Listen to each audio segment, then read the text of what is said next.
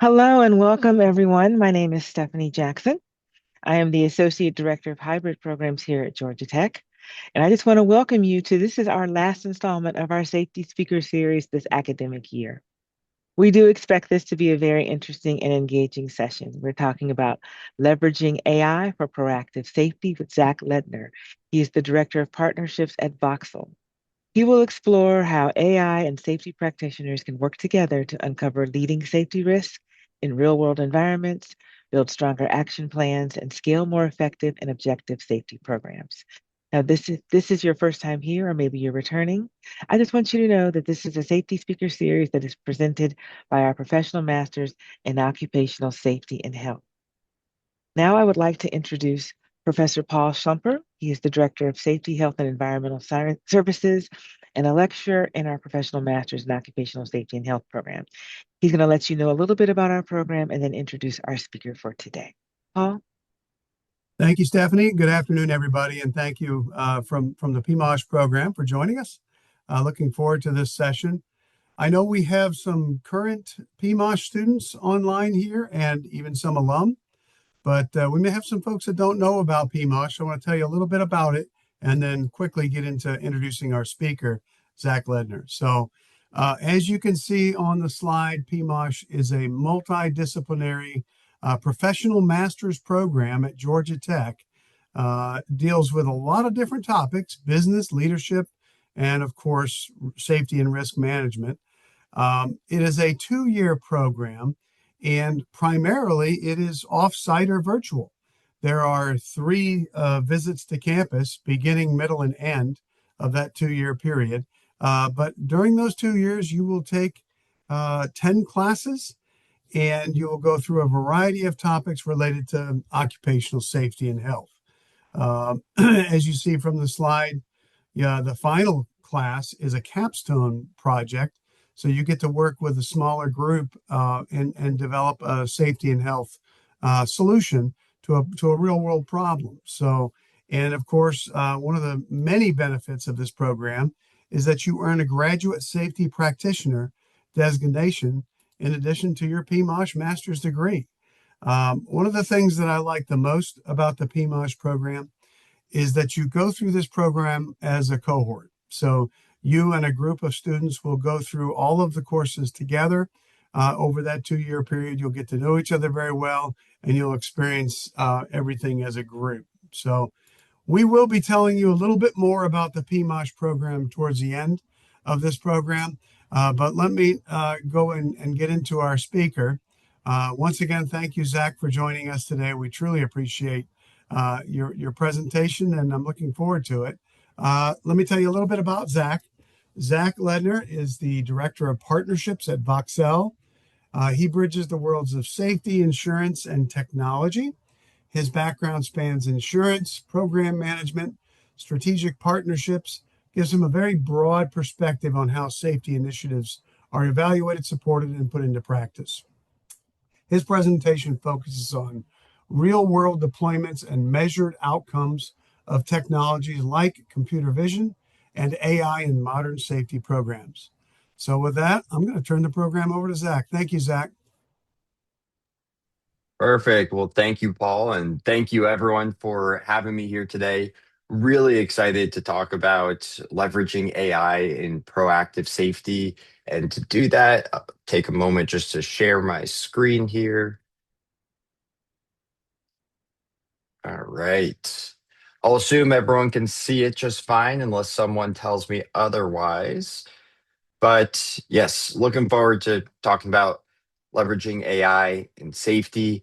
And please, as I go through it, feel free to come off mute, toss something in the chat, even interrupt me. That's encouraged. I definitely would love for this to be as conversational as possible. And we'll also be sure to reserve some time at the end for any questions. But my name is Zach Ledner. I'm the director of partnerships at Voxel. Always been in the world of insurance, so very closely related to and encompassing safety. I worked as a broker for a number of years, and since then, I've really sat at the intersection of insurance technology and safety. Been with the Voxel team for about the last 2.5 years. It's been a really great journey ever since. But today, what we're going to cover first is just a quick refresher on the current state of workplace safety, something that many of us are likely very familiar with, but just setting the stage there. And then we'll dive into computer vision AI specifically, rather than unpacking the entire umbrella of artificial intelligence. This session is going to be really focused on one subset of AI, being computer vision. We'll talk about a couple of examples as to how it's used today. I always like to emphasize today because in the world of AI, there's so many things going on today, but also so many things that are off in the distant future that can't be applied today necessarily. So everything we talk about today, real world examples being used actively. So we'll also highlight what that looks like in action with a couple of even more specific examples of how it's used. And then again, questions at the end, but also encourage questions all throughout. So, current state of workplace safety. Slide here is mainly to say injuries cost a lot of money. That number just keeps on going up, and it's too much. And you know, the total number for all of workplace injuries costs 176 billion with a B. Huge number. Per injury comes out to about 43,000. And then in addition to the direct costs associated with injuries, there's a huge indirect cost factor that we're all likely very familiar with as well. So all of us, yes, primarily focused on keeping people safe, but also reducing the costs associated with unsafe behaviors and unsafe acts.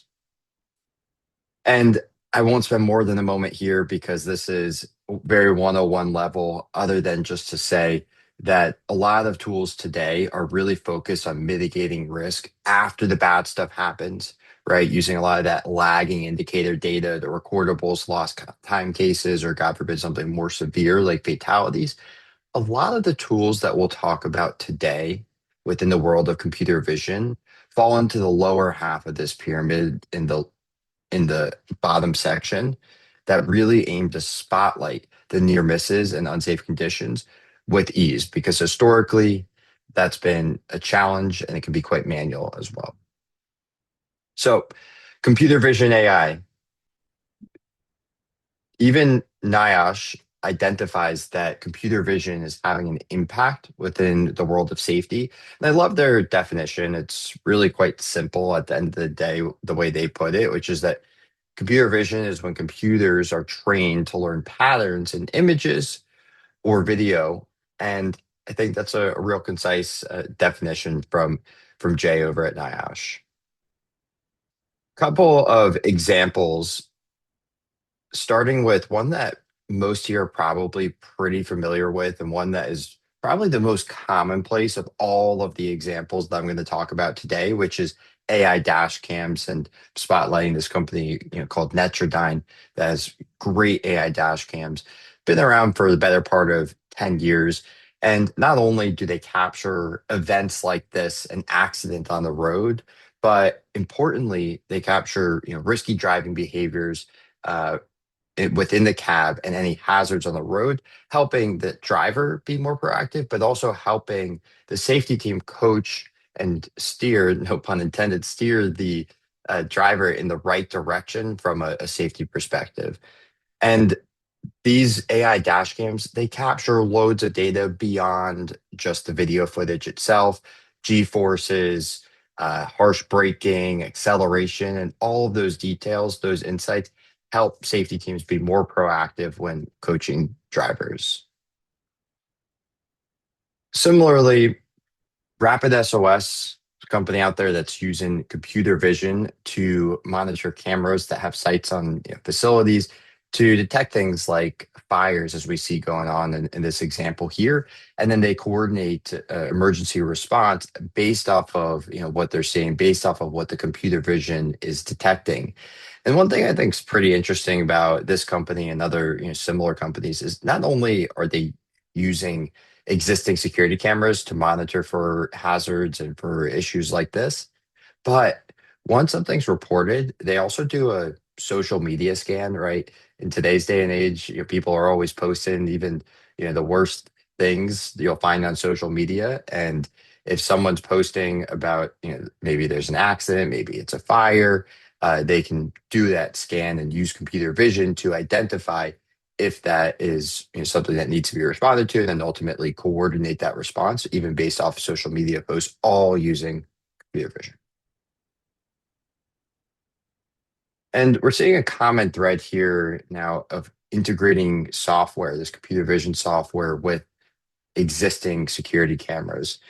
One company I think is doing a fantastic job at this in the active shooter, active assailant space is Zero Eyes.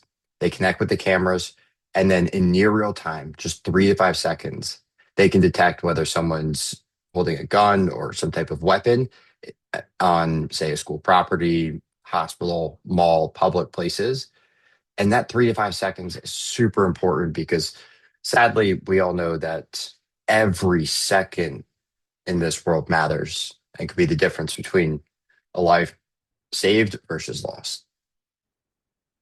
They also, like Rapid SOS, coordinate and expedite that police response time.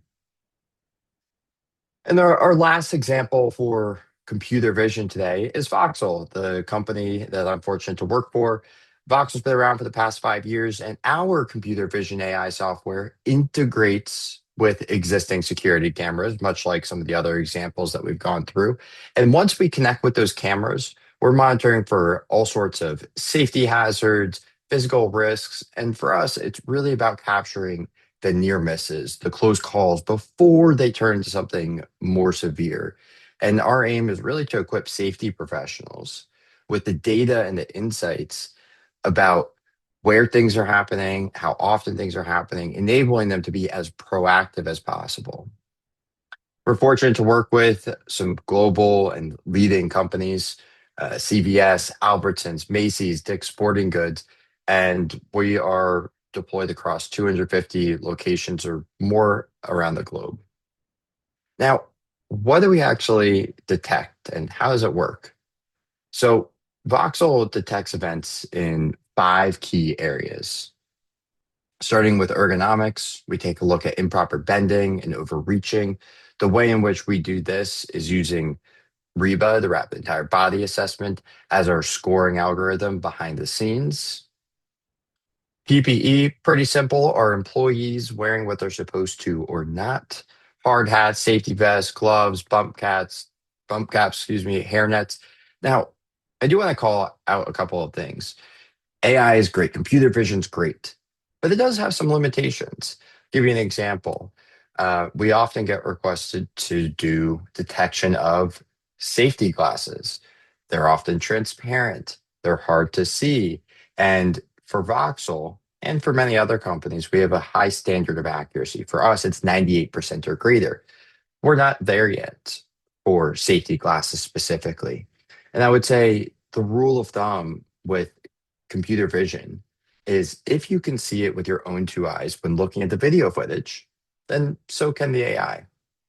But it can't see things that you can't see with your own 2 eyes. For example, if it's pitch black outside and it's very poor lighting, we don't today have night vision in most cases, right? Um, if it if we're looking for steel-toed shoes, can't it's very hard to distinguish between normal boots, steel-toed, right? We don't have X-ray. So AI is great, computer vision is great. There are some limitations, and it's important to consider what that looks like across all of these use cases that we're talking about today.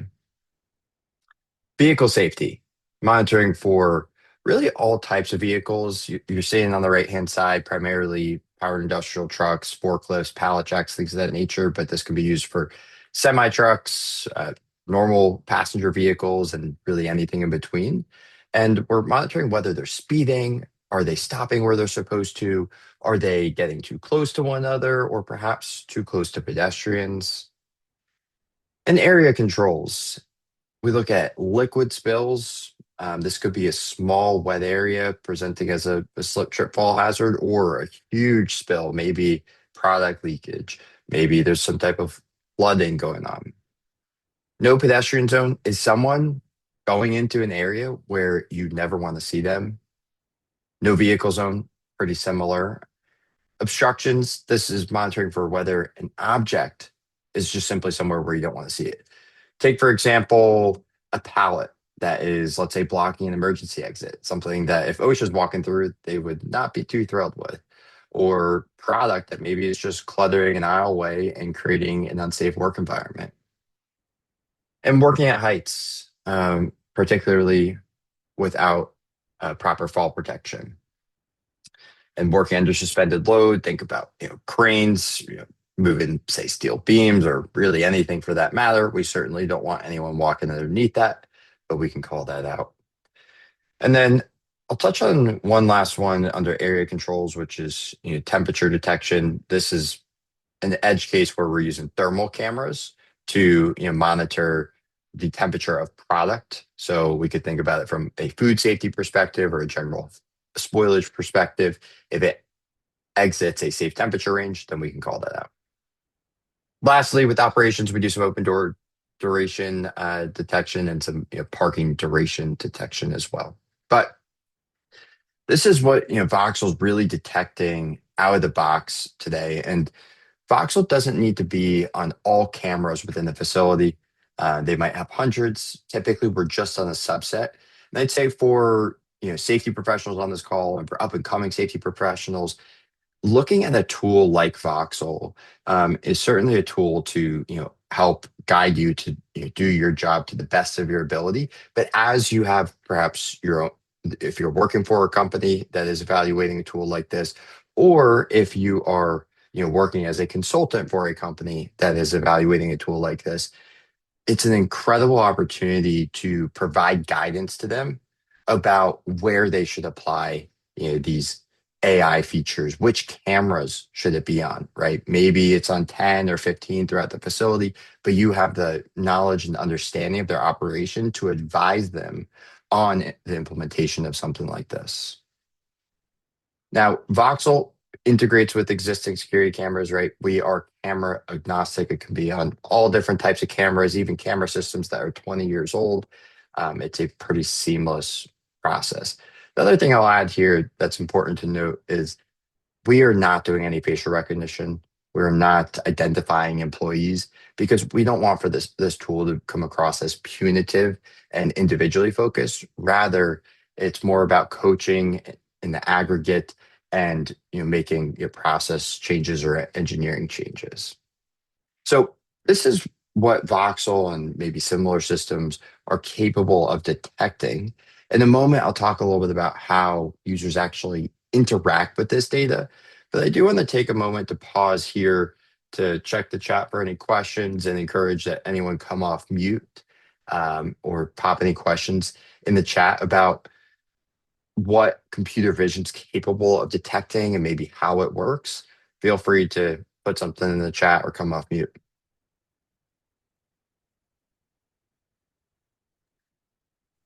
Zach, I don't see anything in the chat, but there are a couple of questions in the Q&A. Okay. I'll pull up the Q&A. Great.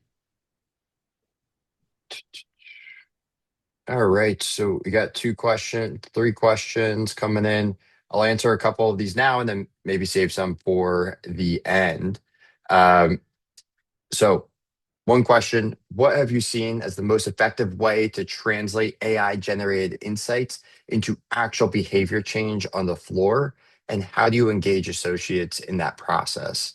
That is an excellent question because really at the end of the day, a lot of what these computer vision tools do is they surface really strong insights, but they're not going to make that change for you.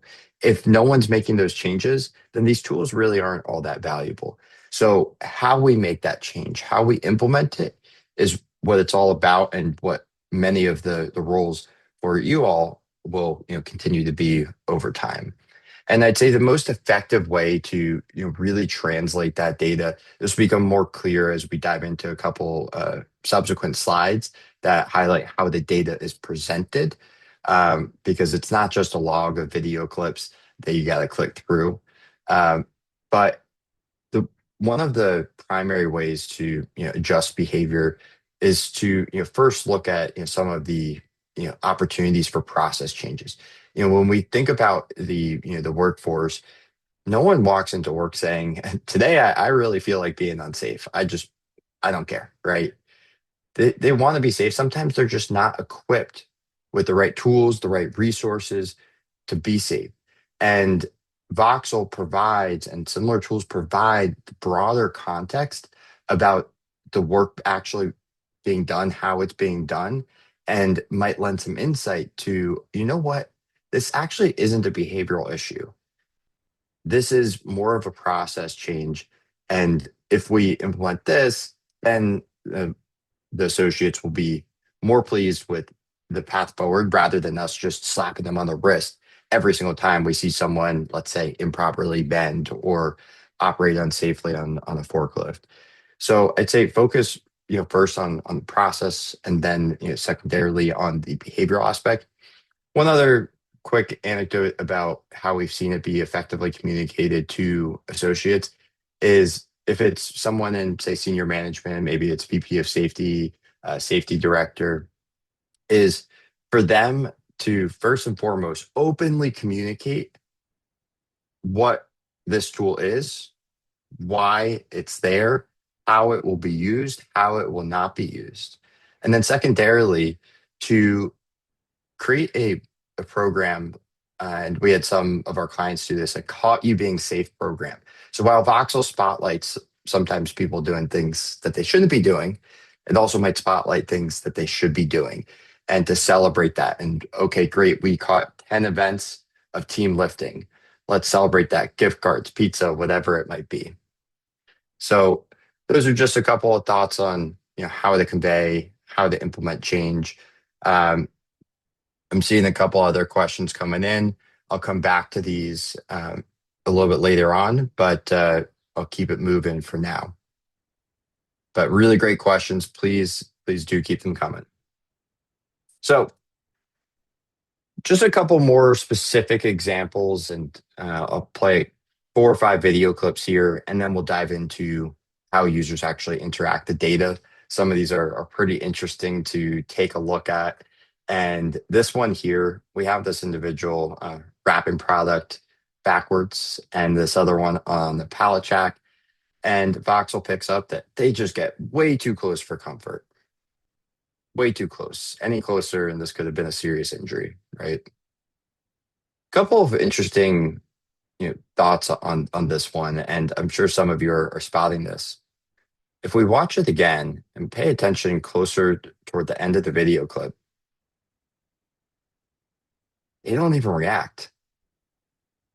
This is no problem for them. This happens all the time. They don't say anything to one another. This is just how they do business. And that's a problem. They're too comfortable with this type of risk, and their employer had no idea that this was happening. And there's a lot of opportunities to make improvements here. From a no pedestrian zone perspective, this client of ours came to us and said, we've had too many slip strips, falls, sprained ankles, rolled ankles with individuals getting up on these rollers here on this rolling conveyor. We don't want that to happen. But if it does, please make us aware. And that's exactly what's happening there. The second he gets up on there, Voxel clips a video, brings it to the platform, creates notification.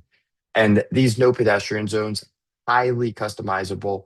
You can draw a zone anywhere within the field of view and then set the duration. Maybe we don't want to see anyone on there for even a second, like this example, or perhaps it's okay. We want to give them some leeway. It's fine if they're on there for 30 seconds or for a minute, but if it exceeds that, not fine, right? So it's highly configurable.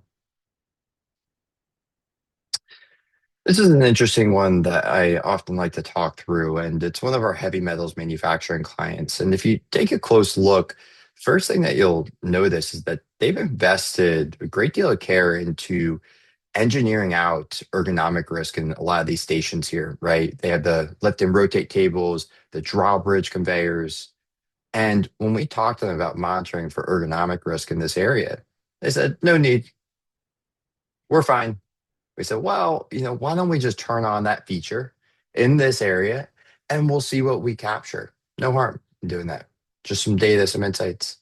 What they didn't expect and what they were surprised by is that at every single workstation here, we have these individuals with a blue recycling tub full of heavy scrap metal that they pick up and carry somewhere off the screen multiple times a day, every day, multiple stations. They had no idea. And sometimes we see a whole lot more than maybe we even expect to. Sometimes Voxel will capture something. In this case, it's ergonomic risk. But to all of us in the room, ergonomic risk is the least concerning thing that we're seeing. Yes, those are kegs, and maybe some of us on this call know that kegs are quite heavy, especially when they're toppling over like that. This individual on the forks of the forklift, not harnessing, not what we want to see. But again, unless something bad actually happens, we might be none the wiser. And I do like to show a PPE example. Pretty simple, but I always prefer to highlight that Voxel and computer vision technology is capable of detecting things even when they're all the way in the back of the frame, like in this case, and it could be even further back. A lot of tools like Voxel can still pick that up. Last video example, and then we'll talk about how this data is interacted with, how it's used to make change. This one here, this forklift is supposed to come to a complete stop at the roll-up door. What we'll end up seeing is that doesn't exactly happen. It actually strikes the door. It's also double stacked, so lacking visibility. Starts pulling forward, nearly hits this other forklift, gets out, not even wearing his seatbelt, goes to check on that door. And what's he doing? He wants to make sure it still works. And because it still works, he's not going to report it. He's not going to say anything to anyone, right? And that's often what we find. A lot of our customers will tell us, the only way that we're finding out whether something like this happens is if there's a huge ding on that door, if it's all busted up, and then we'll go back in the video footage several days later and try to find what the heck happened. So that's really the power of Voxel, is driving a line of sight into events like this and then equipping safety professionals like everyone here on the call today with the data and the insights about how they can be proactive and really prevent something like this from happening in the future. And this added layer of observation of these types of events enables you to take a good hard look at some of the risks, even ones that maybe weren't totally apparent in this example here. One that is important to call out is right here. We look on the left-hand side. What do we see? Trash can. Why is that important? This individual, this operator, reversing, he's not looking. We might be lucky that the door stopped him, because God forbid someone's throwing out their trash, he's reversing while not looking. We could have something truly catastrophic on their hands. So you can bet that they moved the placement of that trash can. They added floor markings. They added stop signs. They did coaching, training, and this is happening far, far, far less frequently now. So we've talked about a lot of things that this type of software can detect, but more importantly, how do safety professionals really interact with this data? Well, it all gets loaded up into a nice, easy to use dashboard, in which really the theme of it is for safety professionals to very quickly understand at a glance what's going well, what's not, and where should I spend my time today. So Voxel surfaces the three most important, most severe video clips up at the top of the screen. And then from there, we can see, whoops, sorry, I'm kind of flipping around here. One moment. Sorry. We can see a couple of different event categories. And one thing that might jump out at you is, wow, 2,700 events or incidents. We do not want our users, we do not want safety professionals going through all 2,700 events. We want our users to be ultra efficient by taking a look at different event categories like overreaching and improper bending, and maybe looking down at the bottom for no pedestrian zone. Wow, we're up 56% over the prior 30 days. So you know what? That's where I'm going to focus my time today. I'd say our power users spend maybe 15 minutes in the platform. They're in, they're out. Once they click into no pedestrian zone, they can actually, and you know what? I'll just jump into a live demo real quick. Once they click into no pedestrian zone, they can see a 30-day breakout. They can click into a specific day. They can also see that inbound zone B, that area within the facility over the prior 30 days, has the highest frequency of no pedestrian zone events. And it's most commonly occurring for some reason Tuesdays around 2 a.m. Maybe that's because no one's around. There's less supervision at that hour. And then at that point, you can take a look at some of the video clips. So Voxel, or whether it's Netrodyne or Zeros or some of these other tools that we talked about, a lot of it is about the data and the insights coming in, and then it's the video, and that's definitely the case with Voxel. We also get really specific. So once we say, okay, it's inbound zone B or this area of the facility, it's not just targeted on, okay, that's the problem area within the facility, but what about within that specific camera view? If you overlay some heat mapping of the frequency in which certain events are happening, in this case, we're looking at an improper bending and ergonomic risk heat map, we can see all the way in the back here is where, in the bright red area, is where they have the highest frequency of events. That's in this DO1 South area. So next time we're on site, we know exactly where to look. We know exactly when to look. So that's how our users go from all these many detected events down to just a couple distilled insights that become really actionable. And I won't dive into this today too much in the Voxel platform itself, but a lot of these types of platforms have a full actions or tasks workflow where you can see something, assign it to someone, and then monitor the resolution, workflow all throughout to see that people are actually doing something with these insights when they come through. I'm going to jump into a quick example here as to what results can look like, but I'd say more importantly, how to measure results and how to communicate it to various stakeholders across an organization, both within and outside of safety. But before I do, why don't I take a moment to just pause here for any questions? And I see that we're getting a lot coming in the chat. So I'll answer the ones in the chat once we wrap up. But if anyone has a question that they want to come off mute for real quick, feel free. Okay. All right. We'll talk about the example. Perfect. So extracted from the Voxel platform, we pull in data like this ergonomic risk data about all the leading indicators and put it over a certain period. And in this case, period a couple months for one of our large retail clients in one of their distribution centers. And what we first aim to do is establish a baseline, right? This type of software, something they didn't have before. So why don't we let it run for a month? We're not making any changes. And we're just going to see how many times are people improperly bending and overreaching throughout the facility over that month.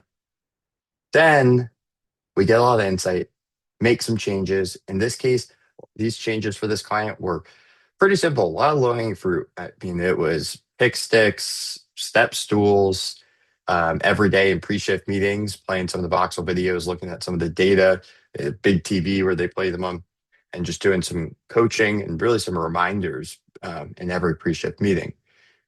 And a lot of that led to a 51% decrease in ergonomic events. That total number, that total avoidance of ergonomic events equated to 171,000 overreaching events or improper bending events. 171,000. That is a lot. Similarly, for forklift safety, forklifts getting too close to one another, not stopping where they're supposed to, we saw a 95% reduction in forklifts not stopping at intersections and at doorways. And this one was pretty simple. It's coaching, training, pre-shift meetings, floor markings, stop signs, enforcing the rules of the road. And they saw it drop from an 247 no stops in that first month down to just 10. And that 10 per month was pretty sustained throughout the balance of the year. So we've now gotten a clear picture of the most impactful leading indicator data. And that's great in the world of safety, but some of the other worlds that we all work with, maybe it's a risk management team, maybe it's a finance team. They care about safety, but they also care about the numbers behind safety. So we strive to correlate the leading indicator data with the lagging indicator data by looking at their insurance claims. And in this case, it's workers' comp claims. So for this retailer and their distribution center, they attributed the 66% reduction in workers' comp claims to the changes that were made after Voxel was installed. That saved them ultimately 1.1 million. And more importantly, that's 57 people, 57 more people who went home safely to their families every single day. So correlating the leading and lagging indicators, again, whether it's Voxel, AI dash cam, or another solution out there, is incredibly important to demonstrate objective results and to get buy-in from others, both within safety and outside safety. So across all these solutions within the world of computer vision, I like to kind of bucket it into really three simple steps. I think this is a strong framework for implementing these tools. And it starts with identifying events, right? Through Voxel, it's automated observations. And through other tools, it's automated observations, right? That's just the starting point. We're just scratching the surface with getting some insight into the platform and ultimately sharing out that insight. But then the most important piece, and where I think everyone on this call really comes into play, is acting, looking at the data and translating that into meaningful next steps. Because again, we can surface all the data, all the insights in the world, but if no one does anything with it, then it's really not valuable at all. So this is the most valuable, most important piece of it. And then after we make those changes, how do we evaluate the effectiveness of those? Right. And it's really about pairing the leading indicator data and the lagging indicator data. And one of the great things about having an abundance of leading indicator data is you might find that, hey, maybe we made a change, but it's not having the desired effect. It's great to get feedback that you're not having the desired effect just in 2 weeks rather than waiting 6 months or a year. And then that gives you a really good opportunity to pivot as much as you need until you find the right thing. And then if you find the right thing, and when you find the right thing, you make that change and you can demonstrate very quickly, okay, over the following month after making that change, we saw a 37% reduction in forklift safety related risks. That's objective, that's concrete, and that's something that you can really hang your hat on and share across the organization rather than maybe at times crossing our fingers and saying, I think this is going to work. I hope it works. This is objective, real time, 24/7. So, in summary, it's all about identifying the events, most importantly, taking action, and then having a really objective way to measure both the leading and lagging indicator data. But that's all for me. I really appreciate the opportunity to present, and I appreciate all the questions coming through. I see that we got about 10 here. So I'll go ahead in a moment and start answering some of these questions. But thank you again. I really appreciate the opportunity to present. All right, let's dig into some of these questions. And again, feel free to continue putting them in the Q&A or come off mute. I'm just going to go from top to bottom. So Rudy said, Is there a time you see any of the companies using cloud-only connection to IP cameras, no hardware in the user's main computer server? Great question. The answer is yes. Currently, and what Rudy's alluding to, is that Voxel and some other solutions in the space, they integrate with the existing security cameras, but we do ship out a small edge device. It's like the size of two cell phones that goes in the company's server room and connects to the cameras themselves or to the camera management system. But yes, Rudy, there is a future in which we don't need to ship out that piece of hardware and we can just connect to the cameras directly. It does depend on the cameras. Like right now for Voxel, camera agnostic, work with basically every camera on the market. When we answer to, or excuse me, when we connect more remotely to those cameras, it would be only on a specific subset of cameras. Great. All right, next question. Can you walk through how your AI models process video data end to end, specifically where inference happens, edge versus cloud, what data is stored versus discarded, and how you minimize sensitive data transfer across networks? I gotta say, these are incredible questions, and I love the technical, detailed approach to these questions. So yes, uh, walk through how the AI models process video data. So this is a good follow-up question to the previous one because I mentioned of the edge device that gets shipped out to our customer's site and installed in their server room. That edge device is not where the AI models live. That edge device is responsible for reducing frame rate, compressing the videos, encrypting the videos, and then it pushes the video data to our cloud servers. We're hosted on AWS, and that's where the processing happens. That's where our AI models live. So we are primarily a cloud-based solution. AI processing is happening in the cloud. What's stored versus discarded?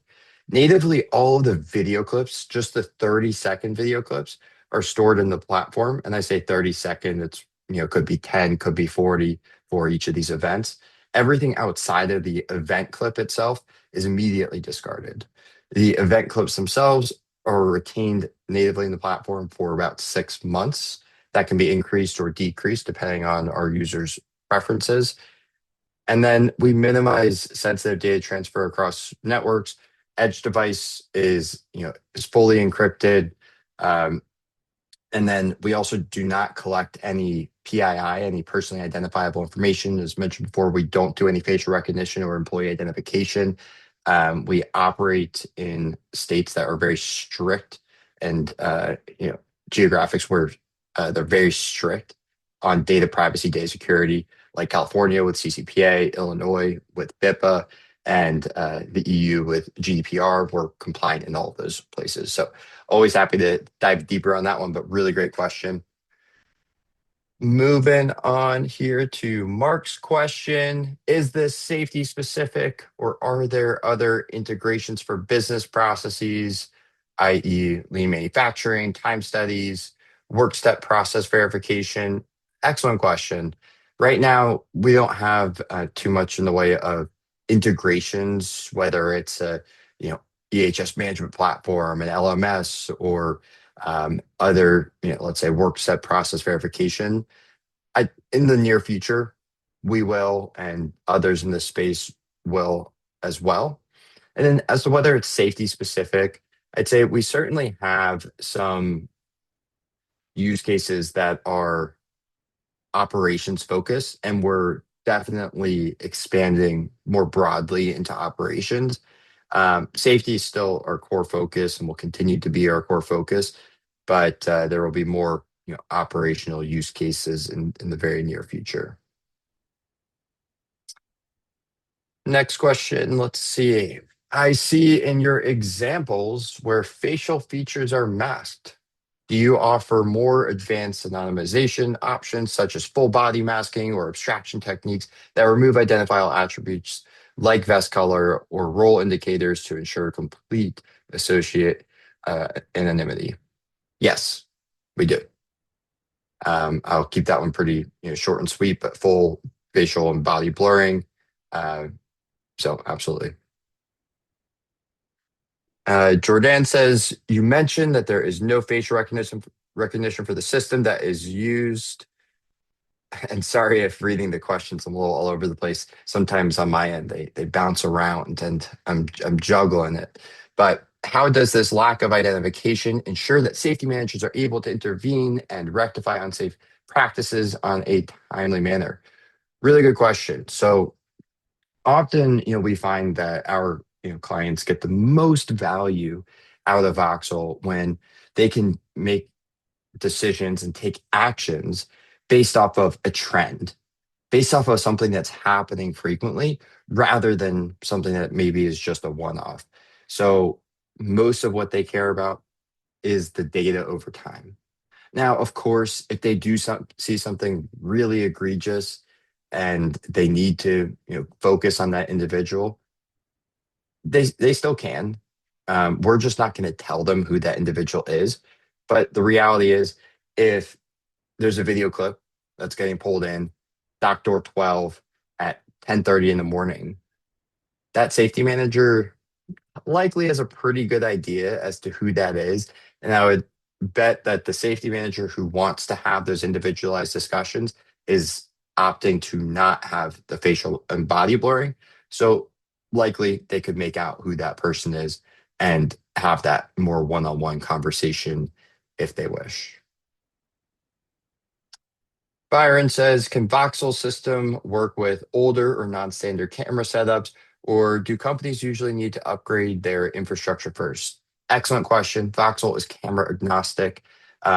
Most of our clients, the cameras that they have work perfectly before even working with us. We have some customers, I think saw one not too long ago. They were like, our cameras are from 1997. Is that okay? And it was no problem. So I'd say 99% of the time, we are all good for older or non-standard camera setups.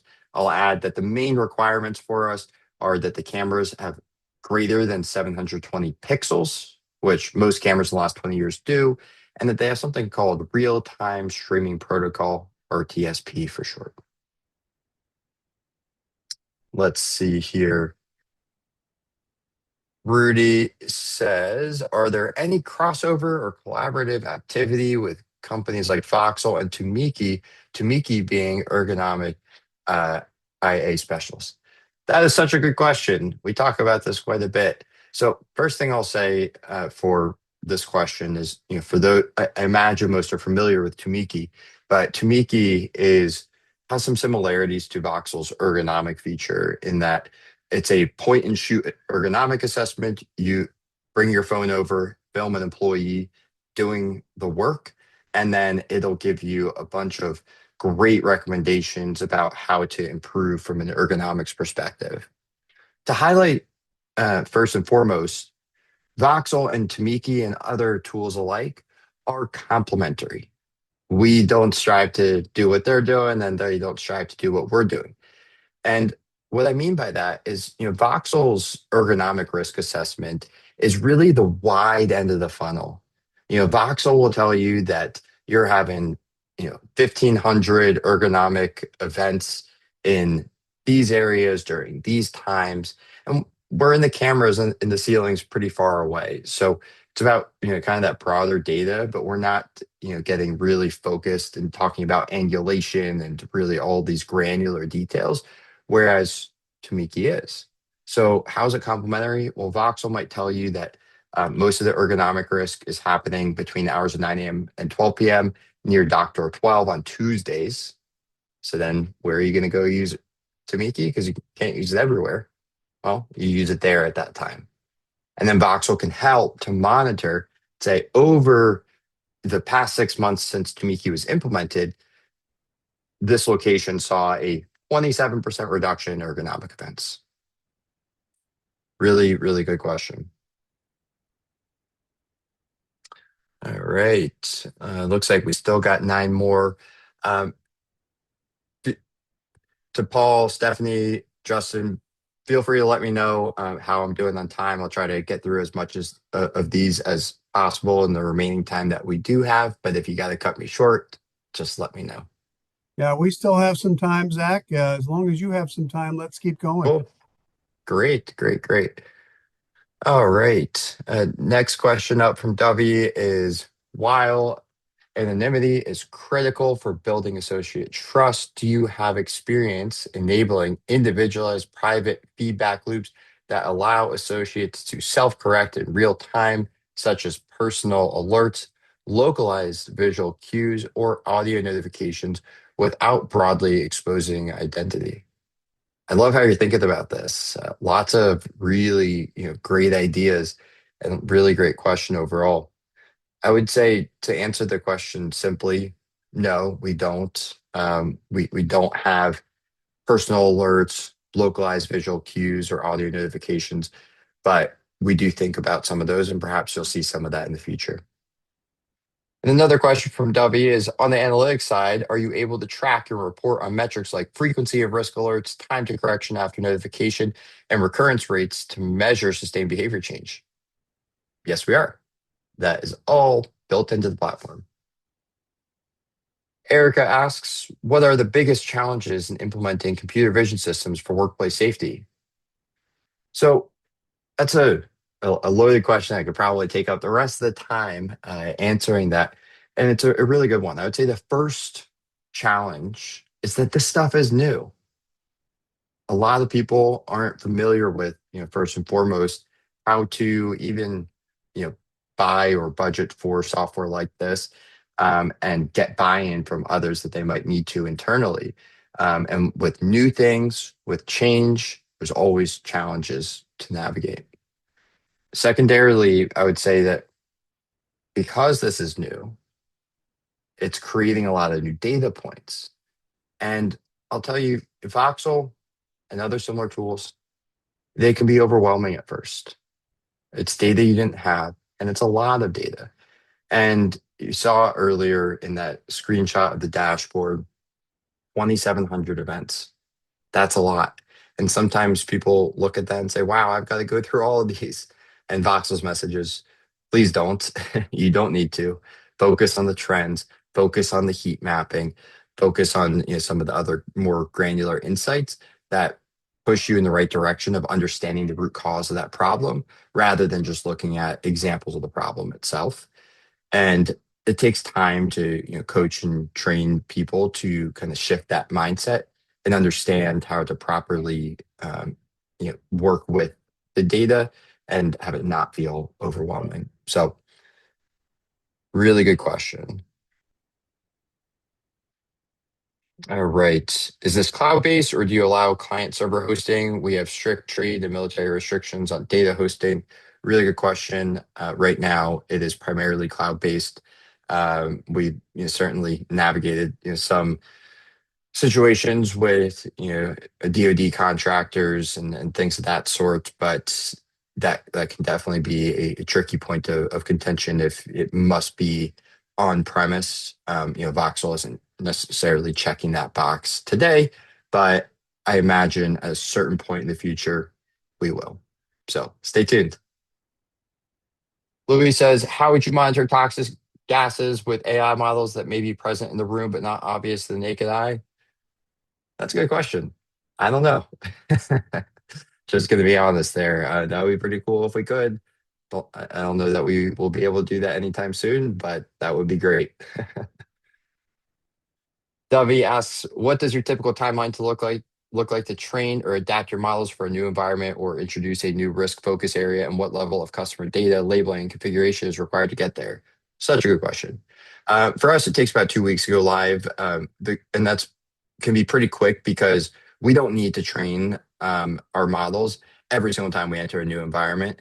Voxel has been trained on 5 billion hours of video data, and we're good to go right out of the gates. Now, if a customer requests a new feature that we don't currently detect, then that might take some time, maybe about a month, but it really depends on the complexity of that feature. But the answer that you're looking for is 2 weeks from kind of start to being live.